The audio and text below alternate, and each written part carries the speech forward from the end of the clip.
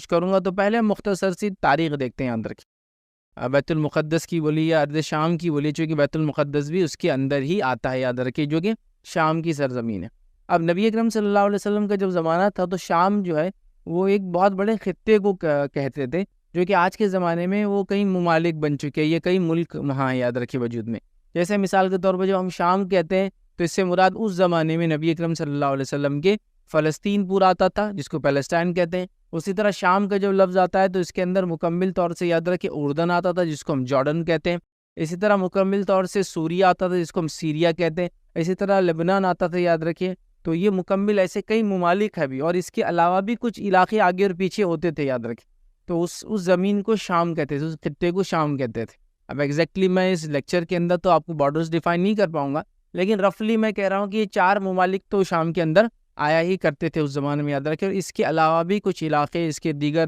اطراف اور اکناف جس کو کہیں گے، وہ بھی شام کا علاقہ کہلایا کرتے تھے۔ تو نبی اکرم صلی اللہ علیہ وسلم نے جب احادیث کے اندر شام کی طرف اشارہ کیا تو ظاہر سی بات ہے اس سے مراد آج کے زمانے میں یہ تمام ممالک اس میں آتے ہیں، یاد رکھیے۔ اس چیز کو ہم جو ہے ذہن نشین کر لیں، یاد رکھیں، ٹھیک ہے۔ اب آئیے ہم آگے بڑھتے ہیں، اور آج کا جو میرا لیکچر ہوگا وہ 3 نکات پر مشتمل ہوگا۔ 3 پوائنٹس ہم میجر اس کے اندر دیکھیں گے۔ پہلا پوائنٹ ہم دیکھیں گے مختصر تاریخ دیکھیں گے ملک شام کی بنی اسرائیل کے دور تک، مطلب بنی اسرائیل جب اس پہ حکومت کرتے رہی، شام کی تاریخ کیا رہی، چونکہ بیت المقدس بھی شام کے اندر ہی آتا ہے، اس لیے ہم پہلے اس کی تاریخ دیکھیں گے اور بنی اسرائیل کے بارے میں کچھ چیزیں جانیں گے کہ ان کے اندر جب ان کے پاس یہ زمین تھی تو انہوں نے اس کی کیا کیا۔ دوسری چیز دیکھیں گے مختصر سی تاریخ دیکھیں گے ملک شام کی، چونکہ بیت المقدس اسی میں آتا ہے، اسلامی دور کے اندر کیسی تھی۔ اور اس کے بعد تیسرا ہم دیکھیں گے مسجد اقصیٰ، اور اسی کے ساتھ ساتھ جو ہے بیت المقدس جس کو کہتے ہیں، اسی کے ساتھ ساتھ ملک شام کے بارے میں کچھ فضیلتیں، کچھ باتیں جو نبی اکرم صلی اللہ علیہ وسلم اس کے فضائل میں بیان کیے، وہ باتیں میں انشاءاللہ عزیز آج آپ کے سامنے رکھوں گا۔ تو 3 نکات پر مشتمل ہوں گا کہ ہم شام کی مختصر تاریخ یہ بنی اسرائیل کے دور میں، پھر شام کی مختصر تاریخ اسلامی دور میں، اور اس کے بعد مسجد اقصیٰ اور شام کے تعلق سے کچھ فضائل جو نبی اکرم صلی اللہ علیہ وسلم نے قرآن نے بیان کی، وہ میں آپ کے سامنے آج رکھنے کی جو ہے کوشش کروں گا۔ تو چلیے آئیے پہلے ہم دیکھتے ہیں مختصر تاریخ دیکھیں گے، بہت شارٹ، بہت ہی بریف اور بہت شارٹ میں بہت ہی مختصر بالکل کہیں گے، کوئی ٹائم لائن بھی نہیں ہے اس کی، ایک شارٹ میں اس کی تاریخ رکھنے کی کوشش کروں گا۔ شام کے تعلق سے بہت مختصر سا ان شارٹ میں ایک آپ کے سامنے تاریخ رکھنے کی کوشش کرتا ہوں۔ سب سے پہلی چیز یاد رکھیں، شام کے تعلق سے اگر ہم دیکھیں تو ابراہیم علیہ السلام کے زمانے کو ہم دیکھتے ہیں، تو ابراہیم علیہ السلام نے اپنی اہلیہ جو ہے سارہ علیہ السلام اور اپنے بھتیجے لوط علیہ السلام کو لے کر جو ہے آپ بابل شہر کے اندر تھے، مطلب جس کو کہیں گے میسوپوٹیمیا یا آج کے دور کا عراق ہوتا تھا۔ وہاں سے پھر آپ نکلے، اس زمانے بیبلون اس کو کہتے تھے، وہاں سے آپ نکلے اور آپ نے ہجرت کر کے اس جگہ کو جو ہے اپنا جس کو کہیں گے رہائش گاہ یا اپنے آپ کو وہاں رہنا آپ نے پسند کیا، اور پوری دعوت پھر وہاں سے نکل کر آپ نے مختلف علاقوں میں کی، یاد رکھی۔ اور اس زمانے میں یہ علاقہ کنان کہلاتا تھا، اور کینانائٹ بول کے کچھ قومیں تھی وہاں رہتی تھی، بہرحال تو کنان اس علاقے کا نام تھا۔ اور یہاں کی ایک شہر الخلیل جس کو آج کے زمانے ہیبرون کہتے ہیں، اس کو آپ نے مرکز بنا اپنی دعوت کا، اور پھر یہاں سے آپ مصر گئے اور یہاں سے آپ مختلف مقامات پہ گئے، اور لوط علیہ السلام بھی یہیں رہے، اور سوڈوم اور گومورہ نامی جو بستیاں تھی یاد رکھے وہاں آپ بسے رہے، یاد رکھے، اور ابراہیم علیہ السلام جو الخلیل کے اندر بسے، اور واللہ عالم بہرحال باقی کیا رہا ہوں گا، کہاں کا کیسے کیا، لیکن اس زمین کو جس کو ہم شام کہتے ہیں وہاں ابراہیم علیہ السلام آئے، اور ابراہیم علیہ السلام کے آنے کے بعد کم و بیش تقریباً تمام انبیاء اسی زمین پر آئے۔ تو یاد رکھیے یہ انبیاؤں کی سرزمین ہے، یاد رکھیے جو شام ہے، یاد رکھیے جس میں میں نے آپ کو بتایا جو 4 بڑے ملک اس میں آتے ہیں، اور اس کے علاوہ اور بھی علاقے اور خطے آتے ہیں دوسرے ممالک کے، جس کے اندر فلسطین، اس کے بعد جارڈن، اس کے بعد سیریا اور لیبنان، یاد رکھیے اس کے علاوہ بھی کچھ علاقے اس میں آتے تھے۔ بہرحال تو یہ انبیاؤں کی زمین رہی ہے، مطلب یہاں ہر بستی، ہر علاقے میں آپ جائیں گے تو قدیم بستیاں موجود ہے، اور کہیں نہ کہیں کوئی نہ کوئی نبی کا واقعہ یا تو بائبل میں موجود ہے، یا تو روایتوں کے اندر موجود ہے یہود و نصارہ کی، یا تو قرآن نے پھر بہت ساری چیزوں کو خود درج کیا کہ فلاں جگہ فلاں ہو، ٹھیک ہے۔ تو بہرحال تو ابراہیم علیہ السلام یہاں گئے۔ اب اللہ رب العزت نے دیکھے جب ابراہیم علیہ السلام سکونت پذیر ہوئے یا سکونت اختیار کی یا رہنا پسند کیا، تو اللہ رب العزت نے قرآن میں کیا کہا، یاد رکھیے اس کے تعلق سے اللہ رب العزت فرماتا اور کہتا ہے وَنَجَّيْنَاهُ وَلُوطًا إِلَى الْأَرْضِ الَّتِي بَارَكْنَا فِيهَا لِلْعَالَمِينَ۔ اللہ فرماتا اور کہتا ہے کہ اور ہم نے ابراہیم اور لوط کو بچا کر اس زمین کی طرف لے گئے جس میں ہم نے تمام جہان والوں کے لیے برکت رکھی تھی۔ تو اللہ تعالیٰ نے اس زمین کو تمام عالم کے لیے برکت والا قرار دیا، کہ کہا ہم نے پھر ان کو وہاں سے نکالا نجات دی اور اس زمین کی طرف لے گئے جس میں عالم کے لیے اللہ رب العزت نے برکت رکھی تھی، یاد رکھی۔ تو یہ برکت والی زمین ہے، یاد رکھیے۔ اس زمین کی فضیلت ہے، ارض شام جو ہے یہ مقام محشر بھی یاد رکھیے، اور بھی اس کی فضائل بہرحال۔ تو یہاں ابراہیم علیہ السلام نکل کر ہجرت کر آئے اور پھر یہیں سکونت پذیر ہے، یہیں آپ نے اس کو اپنے دارالدعوہ بنایا، دعوت کا اپنا گھر بنا، یہیں سے پوری دعوت لے کے سارے عالم تک بہرحال میسیج آپ لے کر جاتے رہیں۔ اب اس کے بعد جو ہے دوسرا اگر ہم لیں، ابراہیم علیہ السلام کئی نبی آئے، انبیاء آئے، اب پوری تاریخ اور پوری ڈیٹیلز تو بہرحال ہم نہیں لیں گے، لیکن اس کے بعد ایک بڑا دوسرا ہم واقعہ لیں گے جو ہے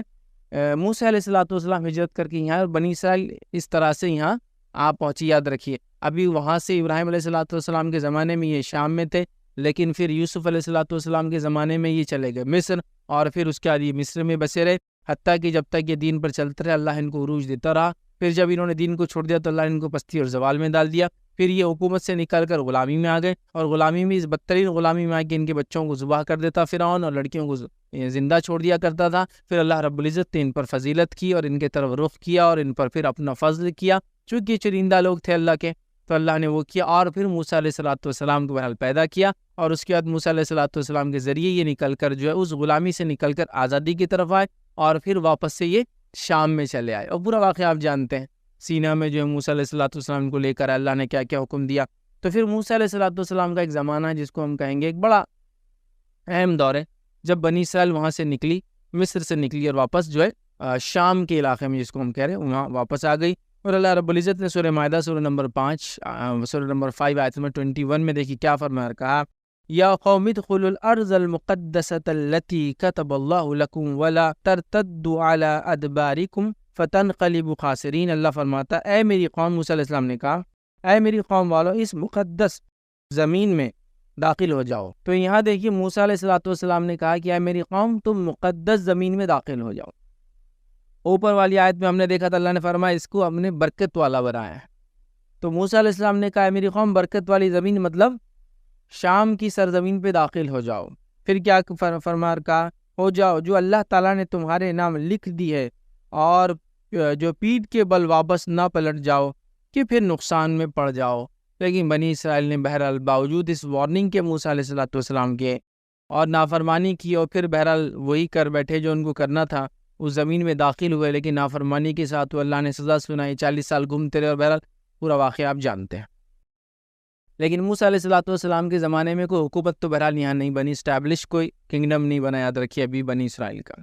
اس کے بعد جو ہے تیسرا واقعہ ہم دیکھیں گے وہ ہے جو ہے یوشع ابن نون علیہ السلام۔ یہ جو ہے موسیٰ علیہ السلام کے زمانے میں آپ کے ایک صحابی تھے، اس کے بعد اللہ رب العزت نے آپ کو نبوت عطا کی۔ تو یوشع ابن نون جو ہے علیہ السلام، ان کے زمانے میں بنی اسرائیل کو وہاں حکومت ملی، اور بنی اسرائیل اب ایک اسٹیبلش حکومت کے فارم میں آئی، اور شام کی سرزمین پہ بنی اسرائیل کا ایک طرح سے ہم کہیں گے حکومت قائم ہوئی، یاد رکھیے۔ اور پھر وہاں جو ہے بنی اسرائیل نے فتح حاصل کی، وہ پوری سزا بھگتنے کے بعد جو نافرمانی اللہ کی تھی موسیٰ علیہ السلام کے دور میں، اور نکل کر پھر بہرحال اللہ رب العزت نے ان کو اس پستی سے نکال کر پھر حکومت عطا فرمائی، اور یہ تاریخی حوالے اس کے تعلق سے بہت سارے ملتے ہیں۔ اس کے بعد ہم چوتھی چیز جو دیکھیں گے اس کے اندر، یاد رکھیے ابراہیم علیہ السلام کے زمانے کے بعد یہ سرزمین، یاد رکھیے یہ انبیاءوں کا مرکز رہی، یاد رکھیے، اور انبیاء علیہ السلام کی یہاں آمد ہوتی رہی پے در پے، ایک کے بعد ایک، ہر بستی میں، ہر جگہ، مطلب اس کی تاریخ کو اب اٹھا لے تو اتنے واقعات موجود ہیں، جیسا کہ اگر ہم اپنی قرآن کو اگر لے لیں تو 25 انبیاءوں کے اللہ رب العزت نے نام لیے، 25 میں سے آپ دیکھیں گے میجر انبیاء اسی علاقے کے جو شام میں آئے، اور اگر بائبل کو لے لیں تو اس میں 75 انبیاءوں کے تذکرے آتے، نام آتے ہیں اس کے اندر، ان 75 لے لیں تو اس میں سے میجر جو ہے یہیں ملیں گے آپ کو تقریباً، یا تو کہیں اور پیدا ہوئے تو یہاں آ گئے، جیسا کہ ابراہیم علیہ السلام کہیں اور تھے یہاں آ گئے، موسیٰ علیہ السلام کہیں اور تھے یہاں آ گئے، سمجھ رہا؟ تو یہاں یاد رکھیے یہ مرکز بنا رہا انبیاؤں کا، اور لوگ آتے رہے، مطلب انبیاؤں کا یہ رہائش گاہ رہی، یاد رکھیے انبیاؤں کی جگہ رہی، مطلب یہ انبیاؤں کی سرزمین رہی، یاد رکھیے، اس لیے اللہ رب العزت نے اس کو بڑا برکت والا بنایا، اس لیے کہ بڑی برکت والی شخصیتیں بھی یہاں گزری، یاد رکھیے۔ بہرحال تو یہاں یہ چلتے رہا، اور یہ سلسلہ ابراہیم علیہ السلام کے بعد تھوڑا بہت آگے پیچھے ہوتا رہا تاریخ میں، بہرحال لیکن لگاتار، مطلب بنی اسرائیل اپنے گناہ کی وجہ سے کبھی کبھار یہاں سے نکالی گئی، پھر واپس، جیسا بخت نصر کے زمانے میں یاد رکھیے وہ بابل کا ایک بادشاہ تھا، اللہ رب العزت نے ایک وعدہ بھی کیا تھا بنی اسرائیل سے کہ وہ سرکشی کریں گے اور اللہ ان کو سزا دیں گا. تو پہلی سزا ان کو بختہ نظر کے زمانے میں ملی, اور دوسری سزا جب اللہ کا وعدہ ہوا تو یہ ٹائٹس بول کے ایک بادشاہ تھا جو عیسیٰ علیہ السلام کے دنیا سے اٹھائے جانے کے 70 سال بعد آیا. اس نے ان کو نکالا, اور ٹائٹس کے ان کو نکالنے کے بعد شام سے اور خاص طور سے فلسطین سے اور خاص طور سے بیت المقدس اس کے اطراف میں جو بستے تھے, اس کے بعد تقریباً 1800 سال تک یہود گھومتے رہے دنیا کے اندر. بنی اسرائیل گھومتے رہے, اور 1800 سال بعد 1924 کے اندر پھر واپس وہ آ کر انہوں نے اپنا ایک اسٹیٹ قائم کرنے کا بہرحال دعویٰ کیا, اور اس کے بعد وہ جو کچھ آپ جانتے ہیں تاریخ. بہرحال تو یہ ایک زمین رہی انبیاؤں کی یاد رکھی. اسی طرح ہم دیکھتے ہیں داؤد علیہ السلام اور سلیمان علیہ السلام کے زمانے میں بنی اسرائیل کا عروج ہو گیا, اور شام کی زمین جو ہے سرزمین جو ہے ایک بہت بڑی سلطنت بن گئی, اور ایک امپائر وہاں انہوں نے قائم کیا یاد رکھی. اور یہ دو بہت رینونڈ بادشاہ یاد رکھی, مطلب تاریخ میں ہسٹوریکلی ان کے تعلق سے بہت ساری باتیں ملتی ہیں. اور سفیان ثوری رحمۃ اللہ علیہ قول کے مطابق وہ کہتے ہیں کہ جو مشہور بادشاہ ہو یاد رکھے جو ایمان والے تھے, اس میں وہ کہتے ہیں کہ ذوالقرنین اور سلیمان علیہ السلام بہت مشہور ہے یاد رکھیے یہ دو لوگ. تو سلیمان علیہ السلام جس کو داؤد علیہ السلام اور سلیمان علیہ السلام, یہ دونوں کے زمانے میں بنی اسرائیل یا شام کا علاقہ بڑا مشہور ہو گیا, اور زبردست جو ہے بنی اسرائیل نے اس پر حکومت کی اور ایک زبردست سلطنت اس پہ قائم کی. لیکن بہرحال سلیمان علیہ السلام کی جاتے ہی یاد رکھیے جو بائبل کی روایتیں ملتی ہے, بچوں میں اختلاف ہوا, حکومت میں اختلاف ہوا, قوم نے نافرمانی شروع کر دی, اور پھر زوال پذیر ہوئی, اور کئی بار ان پر عذابات آتے رہے. اس کے بعد یاد رہا کہ بنی اسرائیل کی سرکشی کے نتیجے میں بختہ نصر کی آمد ہوئی, اور یہ اللہ رب العزت نے ان کو پہلے سے وعدہ کر چکا تھا انبیاء کے ذریعے کہ تم سرکشی کرو گے اور ہم تم کو سزا دیں گے. جس کے تعلق سے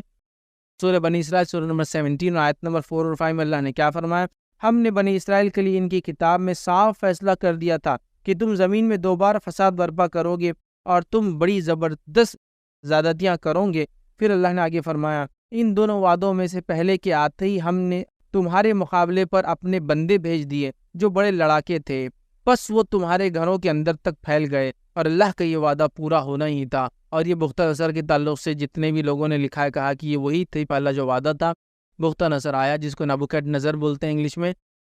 یہ بابل کا بادشاہ تھا, میسوپوٹیمین کنگ تھا, وہاں سے نکلا اور یہ بنی اسرائیل پہ اس نے مطلب پورے شام کے علاقے پہ اس نے حملہ کیا, قبضہ کیا, اور اس زبردست قسم سے یہ جنگ ہوئی اور اس زبردست قسم سے یہود کو مارا گیا کہ روایت میں آتا ہے کہ اس نے یہودیوں کی ایک بڑی آبادی ختم کر دی, باقیوں کو غلام بنا لیا, ہر یہود کو گھر سے نکالا گیا, اور گھر سے نکال کر باندھ کر ان کو سب کو کہاں لے گیا, بابل لے گیا اپنے ساتھ. لیکن اس کے بعد کچھ صدیوں بعد ان کو پھر آزادی ملی واپس آنے کی, پھر یہ واپس آئے, پھر انہوں نے اپنا کنگڈم اسٹیبلش کیا, پھر یہ وہاں کر رہنے لگے یاد رکھیے. اور پھر دوسرا وعدہ اللہ تعالیٰ کا جو علماء لکھتے ہیں وہ تب ہوا جب عیسیٰ علیہ السلام کے بعد 70 عیسوی میں پھر انہوں نے نافرمانی کی, پھر گناہ کی. اللہ رب العزت نے پھر جو ہے ٹائٹس کو بھیج دیا, اور اس نے آ کر پھر اس پہ حملہ کیا, اور پہلی بار بھی جب حملہ ہوتا بختہ نصر کا پورا علاقہ بیت المقدس ملا کر سب کچھ اس نے ڈھا دیا تھا. دوسری بار بھی سیم ہوا, وہ لوگ گھسے اور انہوں نے سب کچھ برباد کر دیا یہودیوں, سب کچھ مطلب سب کچھ برباد, یہاں تک کہ مسجد اقصیٰ کو بھی تہس نہس کر دیا, پورا برباد کر دیا, اور پورے بستیوں کو آگ لگا دی, اور پھر غلام بنا کے یہودیوں کو لے گیا. لیکن اس زمانے میں یہودی ایک جگہ جانے کے بدلے بھاگنا شروع ہوئے, اس کو بولتے ڈائسپورا, پورے دنیا میں بھاگ گئے وہ, اور بھاگنے کے بعد پھر 1800 سال تک گمشدہ رہے, اور 1800 سال بعد آ کے پھر انہوں نے دعویٰ کر دیا کہ ہمارے پڑ دادا رہتے تھے, جگہ اب ہماری ہے, جس کو آج ہم فلسطین کہتے ہیں. تو یہ بڑا تعجب خیز دعویٰ تھا ان کا. بہرحال مطلب 1800 سال پہلے میرے والدین یا میرے آبا و اجداد جس زمین پر ہے, 1800 سال بعد آ کے وہاں کے لوگ جو آج اس کے مالک ہے ان کو ہٹا کے میں کہوں کہ میرا اس پر دعویٰ اس لیے کہ 1800 سال پہلے ہم یہاں تھے. تو اللہ نے عذاب دیا ان پر, اور ان کو اپنی بستی اور علاقے چھوڑ کر وہاں سے بھاگنا پڑا. ٹھیک ہے, تو یہ تھا. تو یہ اس طرح سے بہرحال ان کے ساتھ ہوا. اسی طرح جو ہے عیسیٰ علیہ السلام کو اللہ رب العزت یہاں بھیجا, اور جیسا کہ ہم جانتے ہیں ابراہیم علیہ السلام کے قوم میں تمام نبی شام میں آئے, یہاں تک کہ زکریا علیہ السلام, یحییٰ علیہ السلام, اور پھر عیسیٰ علیہ السلام. اور عیسیٰ علیہ السلام آخری نبی تھے یاد رکھے جو اس سرزمین پر آئے, اور یہ سیکنڈ لاسٹ نبی تھے جو دنیا میں بھیجے گئے یاد رکھیے. ان کی آمد پھر سے ایک بار ہونے والی قیامت سے پہلے, اور آخری نبی محمد صلی اللہ علیہ وسلم تھے جو کہ عرب میں جو ہے مکہ میں پیدا ہوئے, اور مکہ اور مدینہ اور اس کے اطراف میں آپ رہے, اور آپ کا انتقال مدینہ میں ہم سب جانتے ہیں. بہرحال تو عیسیٰ علیہ السلام تک یہاں رہے, جب عیسیٰ علیہ السلام کو اللہ نے بھیجا، یہودیوں نے پھر چال بازیاں کی، سرکشی کی، ان کے پیغام کو نہیں مانا، ان کو جھٹلایا، نعوذ باللہ ثم نعوذ باللہ، ان کی والدہ پر الزام لگایا، حالانکہ یہ جانتے تھے نبی حق، سب کچھ انہوں نے کیا اور بڑا ہی فتنہ اور فساد کیا۔ نتیجہ یہ ہوا کہ انہوں نے وقت کی حکومت کو بہکایا، عیسیٰ علیہ السلام کی دعوت اور آپ کے مشن کے خلاف حکومت بہکاوے میں آ گئی، اور حکومت نے پھر ایک سزا سنا دی، چونکہ یہودیوں کو وہ اہم مانتی تھی، ان کے فتنے اور سرکشیوں کو بھی رومی سمجھتے تھے کہ بڑی فتنہ باز قوم ہے، تو لہٰذا ان کی بات سن لی جائے، اور عیسیٰ علیہ السلام کو اوپر سزا نافذ کی کہ اللہ رب العزت نے آپ کو اٹھا لیا یاد رکھے۔ اور اللہ رب العزت نے قرآن میں اس بات کو یوں فرمایا اور کہا وَقَوْلِهِمْ إِنَّ قَتَلْنَا الْمَسِيحَ عِيسَى ابْنَ مَرْيَمَ رَسُولَ اللَّهِ وَمَا قَتَلُوهُ وَمَا صَلَبُوهُ وَلَكِنْ شُبِّهَ لَهُمْ، کہ اللہ رب العزت فرماتا ہے اور یہود یہ کہنے کے سبب کہ ہم نے اللہ کے رسول عیسیٰ جو ہے مسیح عیسیٰ ابن مریم کو قتل کر دیا، حالانکہ نہ تو انہوں نے عیسیٰ کو قتل کیا، نہ سولی پر چڑھایا، بلکہ ان کے لیے عیسیٰ کا شبیہ بنا دیا گیا تھا۔ یقین جانو کہ عیسیٰ علیہ السلام کے بارے میں اختلاف کرنے والے ان کے بارے میں شک میں ہیں، انہیں اس کا کوئی یقین نہیں سوائے بے بنیاد باتوں پر عمل کرنے کے۔ ہاں یہ یقینی ہے کہ انہوں نے عیسیٰ علیہ السلام کو قتل نہیں کیا، تو انہوں نے ارادہ کیا، اللہ نے ان کو بچا لیا۔ اللہ نے فرمایا بل رفعہ اللہ الیہ، اللہ نے ان کو اپنے طرف اٹھا لیا تھا عیسیٰ علیہ السلام کو، اور ہم سب جانتے ہیں بعد میں قیامت سے پہلے آپ آئیں گے، ٹھیک ہے۔ اس کے بعد بالکل آخری دور جس کو ہم کہیں گے، جو بنی اسرائیل کے تعلق سے ہم کہیں گے یہود و نصارہ کے تعلق سے جو شام پہ جن کی حکومت رہی، وہ تھا کانسٹنٹائن کا ایمپرر جو تھا۔ کانسٹنٹائن ایک ایمپرر تھا جس کو اردو میں شاید قسطنطین یا قسطنطین بہرحال کہا جاتا ہے، تو کانسٹنٹائن ایمپرر تھا، اور اس نے بہرحال 313 عیسیٰ علیہ السلام کے بعد 313 عیسوی کے اندر اس نے عیسائیت کو قبول کیا۔ وہ بڑی مشہور وہ ہوئی، اور میلان کے اندر جو انہوں نے ایک بیٹھک بٹھایا اور اس نے پھر اپنا عیسائیت کا دعویٰ کیا، اور اپنے اسٹیٹ مطلب کرسچینٹی کو اسٹیٹ اینڈ آفیشیل ریلیجن اس نے ڈکلیئر کر دیا، ٹھیک ہے۔ تو اس کے بعد پھر ظاہر سی بات ہے کانسٹنٹائن کی اور اس کے آنے والے لوگوں کی حکومت کب تک رہی؟ مسلمانوں کے دور شروع ہونے تک، مطلب عمر ابن خطاب رضی اللہ عنہ کے زمانے تک پھر انہی کی حکومت رہی۔ تو ایک طرح سے ابراہیم علیہ السلام سے لے کر تو کانسٹنٹائن تک، یا اس کے بعد اس کی آنے والی پیڑھیوں تک جو ہے، جب تک کہ جو ہے اسلامی حکومت قائم نہیں ہو، جو ہے عمر ابن خطاب رضی دوسرے خلیفہ کی جو خلافت شروع ہوئی، تب تک کہ جو ہے پھر یہ جو ہے وہاں تک جو ہے عیسائیوں یہود یا عیسائیوں کے ہاتھ میں بہرحال یہ علاقہ رہا۔ اور اس علاقے کے تعلق سے اگر آپ دیکھیں کہ جس نے بھی مسجد اقصیٰ اور اس علاقے کے اندر جس کا بھی جو ہے سکہ رہا، جس کی بھی حکومت رہی، یہ دیکھا گیا کہ ساری دنیا کے اندر وہی لوگ غالب رہے، چاہے وہ پہلے بنی اسرائیل یہود تھے تو پورے دنیا میں وہ غالب تھے، عیسائی جب تک اس پر ہے وہ پورے دنیا میں غالب رہے، اور پھر مسلمان جب اس پر ہے تو وہ بھی پورے دنیا میں غالب رہے۔ آج یہ بہرحال کسی کے بھی حصے میں نہیں آتی، سب ٹکڑوں میں بٹا ہوا مسجد اقصیٰ۔ مسجد اقصیٰ اصل جو ہے مسلمانوں کے حصے میں آتی ہے، لیکن عبادت کی اجازت نہیں، کبھی کبھار کھولتے ہیں کچھ خاص موقعوں پر، باقی دوسرے حصے یہودیوں نے بانٹ لی، ایک حصہ یہودیوں کے حصے میں جاتا ہے۔ مسجد اقصیٰ جو ابھی وہ مسلمانوں کے حصے میں آتی ہے، لیکن عبادت کی اجازت کسی کو نہیں، کبھی کبھار کھولی جاتی ہے۔ وہ ڈوم آف دی راک قبۃ الصخرہ جو ہے وہ مسلمانوں کا حصہ ہے، اس کے اندر اجازت ہے، اور ایک حصہ بیت لحم کا وہ عیسائیوں کو دے دیا گیا ہے۔ تو ایسے 4 حصے اس کے، جس میں سے ایک مسلمان، ایک یہود، ایک عیسائی، اور ایک حصہ مسجد اقصیٰ مسلمانوں کا، مطلب چابی ان کے پاس ہی آج بھی، لیکن عبادت کی اجازت آج بھی اندر نہیں، کئی بار کھولا جاتا ہے، اور ساری چیزیں جو کچھ ہوتی جب کھلتا ہے آپ سب دیکھتے ہیں ٹی وی کے اوپر، بہرحال ٹھیک ہے۔ تو اس طرح سے یہ حکومت رہی، یاد رکھی، بنی اسرائیل کو ہم کہیں گے شام میں۔ اس کے بعد کا دور یاد رکھیے، بہت مختصر سی تاریخ ہم دیکھیں گے جب اسلامی حکومت رہی، اور مسجد اقصیٰ اور شام کے تعلق سے بہت مختصر یاد رکھیے، اور یہ سب ریلیجیس پوائنٹ آف ویو سے، پولیٹیکل پوائنٹ آف ویو سے، میں سیاسی نقطہ نظر سے نہیں رکھ رہا ہوں۔ تو پہلی چیز یاد رکھیے، ابوبکر صدیق رضی اللہ عنہ کے دور میں اس کے اطراف کے علاقے کم و بیش قبضہ کر لیے گئے تھے، لیکن یہ بھی قبضے میں نہیں آیا تھا، ٹھیک۔ اس کے بعد یاد رکھیے عمر ابن خطاب رضی اللہ عنہ کا زمانہ ہے، جو کہ بہت ہی قریب کا زمانہ ہے نبی اکرم صلی اللہ علیہ وسلم سے، اس لیے کہ ابوبکر صدیق رضی اللہ عنہ کم و بیش 2 سال اور 3 مہینے کے قریب آپ کی خلافت رہی، یاد رکھیں۔ اس کے بعد عمر ابن خطاب رضی اللہ عنہ کی خلافت قائم ہوئی، اور 16 ہجری کے اندر، جس کو ہم کہیں گے 637 کرسچن ایرا عیسوی کے اندر، یاد رکھیے عمر ابن خطاب رضی اللہ عنہ کی جو فوجیں تھیں، مطلب مسلم جو فوجیں تھیں، انہوں نے اس کو گھیر لیا، اور اس کے بعد جو عیسائیوں نے طے کیا کہ یہ اس کی چابیاں جو ہے مسلمانوں کے خلیفہ اگر خود آتے ہیں لیڈر، تو ان کو سونپ دیں گے بغیر جنگ کے۔ اور یاد رکھیے مسجد اقصیٰ کی اگر آپ تاریخ اگر پڑھیں گے، مسجد اقصیٰ کی زمین کی اگر آپ تاریخ پڑھیں گے، یہ وہ شہر القدس جس کو کہتے ہیں، یا مسجد اقصیٰ جو یہ وہ علاقہ ہے دنیا کا جس کے لیے سب سے زیادہ جنگیں لڑی گئی، جس کے لیے سب سے زیادہ خون بہا، یاد رکھیں، اور جس کے لیے سب سے زیادہ جانے گئی زمین کے لیے، یاد رکھیں۔ مطلب اس کے محاصروں کی اور جنگوں کی اور فتوحات کی اگر لسٹ نکالے تو ایک قدیم زمانے سے لوگ اس کے لیے لڑ رہے ہیں۔ تو یہ اس کی زمین کی تاریخ جو بڑی خونریز ہے، یاد رکھیے اطراف، کیونکہ شر پسندوں نے کبھی پسند نہیں کیا کہ لوگ امن کے ساتھ ایسے علاقوں میں رہیں، ہمیشہ آپ دیکھ لیجیے۔ لیکن یہ پوری تاریخ کو اگر آپ پڑھ لیں، پوری ہسٹری کو، تو یہ پوری ہسٹری کے اندر صرف ایک بار مسجد اقصیٰ جو ہے، یا وہ القدس کا علاقہ یا فلسطین کا علاقہ بغیر جنگ کی جو ہے کسی کو سونپا گیا، اور وہ تھا عمر ابن خطاب رضی اللہ عنہ۔ ایک ہی بار ہوا پوری تاریخ میں، یونیک ہے یہ تاریخ کا پارٹ، کہ انہوں نے سمجھ گئے تھے کہ مسلمان چونکہ اطراف کا پورا علاقہ گھیر چکے تھے، حتیٰ کہ یہ ادھر مصر کی باؤنڈریز تک جا چکے تھے۔ پھر آپ جانتے ہیں آگے مصر میں جو ہے عمرو بن عاص جو کہ فاتح مصر، انہوں نے پورا مصر اور پورا نارتھ افریقہ جیت لیا۔ تو کہیں نہ کہیں عیسائی کلرجی جس کو کہتے ہیں، ان کے جو پاپائیت تھی وہ جان چکی تھی کہ اب یہ ٹھیک نہیں ہے، ہم جنگ جیت نہیں سکتے۔ یہ مسلمانوں نے تو جو ہے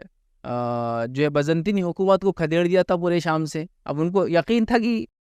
جو فلسطین کا القدس کا علاقہ بڑا چھوٹا تھا، جب انہوں نے سب آس پاس کا علاقہ لے لیا تب یہ کیا مشکل ہے۔ حکمت کا تقاضا بھی تھا، وقت کی ضرورت بھی تھی، امن کے ساتھ انہوں نے چابیوں کو سونپ دیا، اور ہم کہیں گے 637 کرسچن ایرا میں، عیسوی میں یہ مسلمانوں کے ہاتھ آیا، پہلی بار آیا، اور اس کے بعد عمر ابن خطاب جنگ کے دور میں آیا، اور یہ پہلا واقعہ تھا تاریخ کا جو بغیر جنگ کے آیا،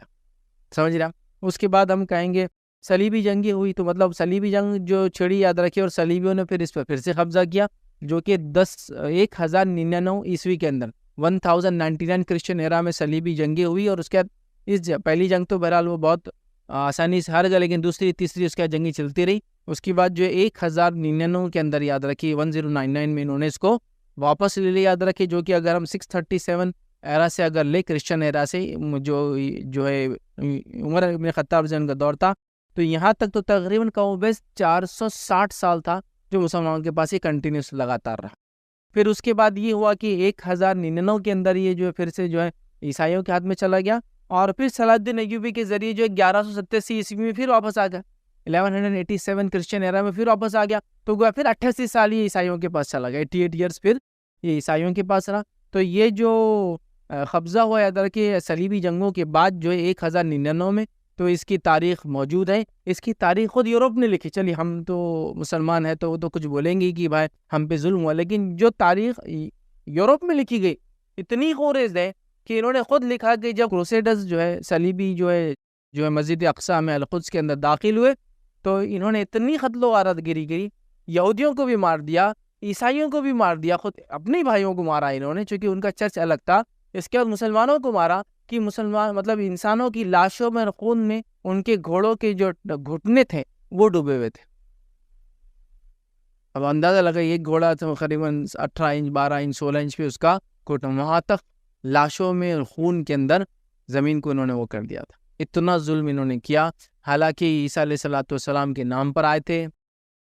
یہ مسجد اقصیٰ کی آزادی کے نام پر آئے تھے، لیکن انہوں نے بڑا ظلم اور بڑا جبر اور بڑی زبردستی کی آس پاس کی قوموں پہ، حتیٰ کہ انہوں نے کچھ علاقوں میں تو یہ تک کیا، یہ تاریخی ریکارڈڈ ہے، کوئی میں اپنی منمانی بات نہیں کر رہا ہوں، کہ انہوں نے جن علاقوں میں قبضہ کیا تو وہاں کی آبادیوں میں جو کہ خاص طور سے مسلمان تھی، انہوں نے انسانوں کو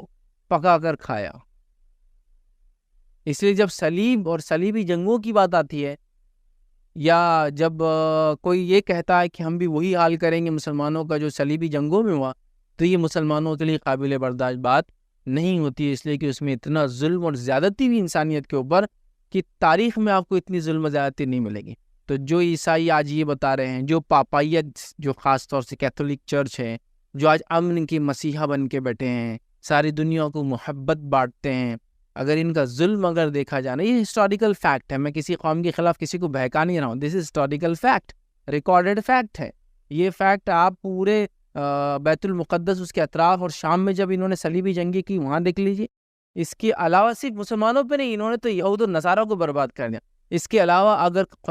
جو کیتھولک چرچ کا آپ کو ظلم دیکھنا ہے تو پورا اسپین، پورے آئبیرین پیننسولا کو دیکھیے، جب انہوں نے مسلمانوں سے لیا تو ریکانکویسٹا کے نام پر جو ہے مسلمانوں اور یہودیوں کو ہر اتوار کو زندہ جلاتے جنہوں نے اپنا ایمان تبدیل نہیں کیا. جو لوگ یہود بن گئے مطلب عیسائی بن گئے اور جنہوں نے چھوڑ دیا اسلام اور یہودیت تو انہوں نے معاف کر دیا. باقی تو ہر اتوار یہودیوں کو تو ہر اتوار لا کے زندہ جلاتے تھے. پھر آپ امن کی بات کرتے ہیں آج چرچ کی جو پوپ ہے, لیکن آپ کی تاریخ جو ہے خریز ہے. ایون پوپ اربن II نے جو اعلان کیا تھا جنگ کا, کہ کہا کہ عیسیٰ تم کو آواز دیتے ہیں جنگ کے لیے چلو, اور پورے جنگیں انہوں نے کروائی. لیکن آج امن کے بہرحال مسیحا بنے بیٹھے ہیں اور سفید لباس کے اندر جو اپنے آپ کو امن کا دیوتا اور پتہ نہیں کیا کیا بتاتے ہیں. سارے دنیا میں محبتیں بانٹ رہے ہیں یہاں سے وہاں تک, اور قتل و غارت گری کو روکتے ہیں. لیکن خود ان کا دامن جو ہے قتل و غارت گری سے, خون سے انسانوں کے رنگا ہوا ہے. وہ خون کسی کا بھی خون ہوتا ہے, یاد رکھیے, رنگا ہوا ان کا یاد رکھیے. تو بہرحال چلیے, تو یہ اس کے بعد 88 سال پھر مسلمانوں کے پاس چلا گیا. اس کے بعد صلاح الدین ایوبی جو ہے رحمۃ اللہ علیہ آئے, ہم جانتے ہیں, اور پھر جو ہے القدس کو انہوں نے پھر آزاد کر دیا, اور حطین کی جو جنگ ہوئی یاد رکھیے, اور وہاں وہ صلیبی ہارے, اور اس کے 2 سال بعد واپس مسلمانوں کو القدس مل گیا. اور اس کے وہاں جنگ نہیں ہوئی, جنگ بحری ہو گئی تھی پہلے اسی کافی دور, اور اس کے بعد مل گیا. اور یہ تقریباً 1187 عیسوی کی بات ہے. تو 1099 عیسوی 1099 میں انہوں نے لیا, 1187 میں واپس ملا. اراؤنڈ 88 ایئرس اپروکسیمیٹلی ساری چیزیں یاد رکھیں. حکومتیں آتی ہے, پرانی جاتی ہے, ہینڈ اوور کو ٹائم لگتا ہے, لیکن میں اپروکسیمیٹ باتیں کر رہا ہوں آپ سے. تو 88 سال پھر رہا, اور اس کے بعد پھر مسلمانوں کے پاس آیا. تب سے لے کر یاد رکھیے پھر مسلمانوں کے پاس ہی رہا. پھر مسلمانوں کے الگ الگ حکمران, جیسا کہ صلاح الدین ایوبی تھے تو یہ ایوبیڈس کہتے ہیں, ان کی حکومت کو وہاں رہا. ایوبیڈس جانے کے بعد جو ہے مملوک صاحب مملوک, الگ الگ بہت کئی لوگ بہرحال آتے اور جاتے رہے. یہ سب کے پاس بہرحال چلتا رہا, یہ لوگ اس پہ حکومت کرتے رہے. اس کے بعد یاد رکھیے یہ آخر میں جس کو ہم کہیں گے 1517 عیسوی کے اندر یاد رکھیے یہ عثمانیوں کے پاس آ گیا. سلطنت عثمانیہ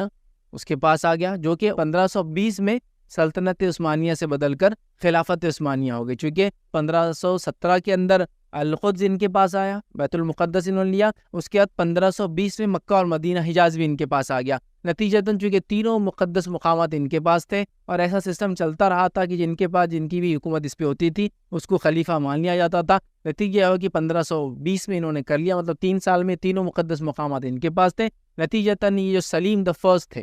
مطلب جو عثمانی خلیفہ سلیم جو اول ہے فرسٹ, اس کے زمانے میں یاد رکھیے 1520 میں یہ مسلمان خلیفہ ڈکلیئر ہو گئے. اور پھر 1520 سے لے کر تو 1923 تک اپروکسیمیٹلی 403 سال تک یہ ان اپوزڈ خلیفہ رہے مسلمانوں کے. اور پھر سلطنت عثمانیہ سے بدل کے 1520 میں ہو گئی خلافت عثمانیہ. جو عثمانیہ جو ہے یہ ان کے جو بانی تھے, جس نے 1299 کے اندر اس کی بنیاد ڈالی تھی, جو ہے عثمان نام تھا ان کا, عثمان غازی. تو اس کی وجہ سے عثمانیہ کہلائے, یا پھر انگلش میں آٹومنس کہتے ہیں ایک دم کامنلی, یا ترکی میں عثمان لار کہتے ہیں ان کو. تو بہرحال ان کی حکومت رہی, اور یہ بہت شان تقریباً کم و بیش 600 سالہ حکومت ہے. یاد رکھیے ایک بہت بڑے دنیا کے خطے پہ انہوں نے حکومت کی. پھر یہ اس کے بعد آٹومنس کے پاس رہا فرسٹ ورلڈ وار کے ختم ہونے تک. یاد رکھیں فرسٹ ورلڈ وار کے ختم ہونے کے بعد ہی ان سے نکل گیا, چونکہ وہ مینڈیٹ آیا, اور مینڈیٹ آنے کے بعد فرینچ کو کچھ حصہ ملا, برٹشز کو کچھ حصہ ملا, اٹالینس نے کچھ کھا گئے. تو اس طرح سے برٹش مینڈیٹ کے اندر آ گیا فلسطین جو ہے برٹشز کو مل گیا. فرسٹ ورلڈ وار میں ترکی نے کیا کیا, جرمنی کا ساتھ دیا, اور جرمنی کا ساتھ دینے کے نتیجے میں جرمن ہارنے کی وجہ سے ترک بھی ظاہر سے ہار گئے. ان کا پوری سلطنت اور مملکت ان کے پاس سے چلے گئی. نتیجہ یہ ہوا کہ کچھ جتنی کالونیز تھے جو وار کے اندر بڑے بڑے پارٹنرز تھے, انہوں نے بانٹ لی زمین کو, یہ ان کی ہوں گی. تو فلسطین چلا گیا برٹشز کے پاس 1917 میں. تو 1517 سے لے کر 1917 مطلب کل 400 سال پورا یہ ان کے پاس تھا. تو گویا یہ حضرت عمر رضی اللہ عنہ کے بعد 637 سے لے کر تو 1917 تک تقریباً مسلمانوں کے پاس تھا, سوائے 88 سال کا جو صلیبی دور رہا, وہاں سے ان کے پاس سے وٹی. یاد رکھیے, اور سلیم کے زمانے سے یاد رکھیے وہ خلیفہ کہلائے, اور اس کے بعد سے سلطنت عثمانیہ خلافت عثمانیہ ہوگی. یاد رکھیے, اور سلسلہ چلتے رہا. پہلی جنگ عظیم کے بعد برطانیہ کے قبضے میں بہرحال یہ آ گیا, اور پھر وہ برطانیہ کے پاس رہا 1948 تک. 1948 میں پھر برطانیہ نے چونکہ ان کو مینڈیٹ کے اعتبار سے اجازت دی یہودیوں کو, یہودی 1924 سے آنا شروع ہوئے, جمع ہوئے. پھر انہوں نے حکومت کے خلاف مطلب برٹشز کے خلاف بغاوت کی, برٹش کو مارنا شروع کر دیا, بم بلاسٹ کیا تماشے ہوئے. یاد رکھیے, اور اس کے بعد جو ہے 1948 میں انہوں نے اپنے آپ کو انڈیپینڈنٹ ڈکلیئر کیا, اور اس کے بعد سے اپنی جو ہے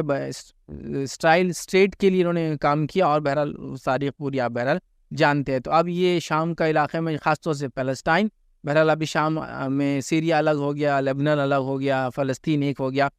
لیکن بہرحال وہ شام کا ایک حصہ ہی ہے، بلکہ میں نے اس کو تاریخ کا ایک پارٹ لیا، اور یہ اس عثمانیوں کے پاس ہی تقریباً رہا۔ جب یہ فلسطین گیا تو دیگر علاقے بھی عثمانیوں کے پاس سے جا کر دیگر حکومتوں کے پاس بہرحال ان کے ہاتھ میں چلے گئے۔ تو یہ بہت مختصر سی دونوں علاقوں کی بہرحال تاریخ